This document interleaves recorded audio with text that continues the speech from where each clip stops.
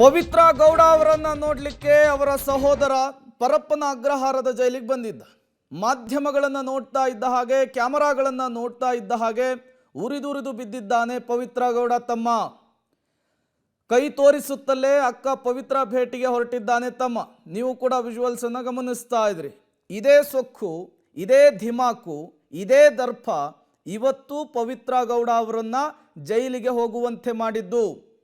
Darshan and ಪಠಾಲಂ ಕಂಬಿಯ ಹಿಂದೆ 1 2 3 4 ಅಂಥೇಳಿ ಕಂಬಿ ಎಣಿಸುವಂತೆ ಮಾಡಿದ್ದು.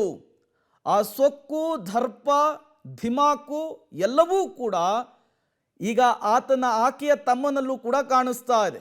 ಮಾಧ್ಯಮಗಳನ್ನು ನೋಡ್ತಾ ಇದ್ದಂತೆ ಸೊಕ್ಕಿನ ಮಾತು, ಅಹಮ್ಮನ್ನ ಪ್ರದರ್ಶನ ಮಾಡಿದ್ದಾನೆ ಪವಿತ್ರ ಗೌಡ ಅವರ ತಮ್ಮ. ಕೈ ತೋರಿಸುತ್ತಲೇ ಅಕ್ಕ ಪವಿತ್ರ ಭೇಟಿಗೆ ಹೊರಟಿದ್ದಾನೆ ತಮ್ಮ.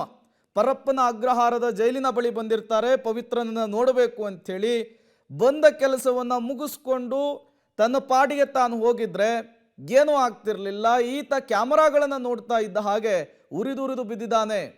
ಇವತ್ತು ಮೀಡಿಯಾಗಳು ಅಷ್ಟು ಫೋಕಸ್ ಮಾಡಲಿಲ್ಲ ಅಂದಿದ್ರೆ ಬಹುತೇಕ ಈ ಹೈ ಪ್ರೊಫೈಲ್ ಕೇಸ್ ಬೇರೆಯದ್ದೇ ರೀತಿಯಲ್ಲಿ ಟರ್ನನ್ನು ತೆಗೆದುಕೊಳ್ತಾ ಇತ್ತು.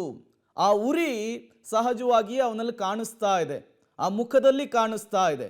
ಅದನ್ನು ನೀವು ಸ್ಕ್ರೀನ್ ಮೇಲೆ ಗಮನಿಸ್ತಾ ಇದ್ದೀರಿ.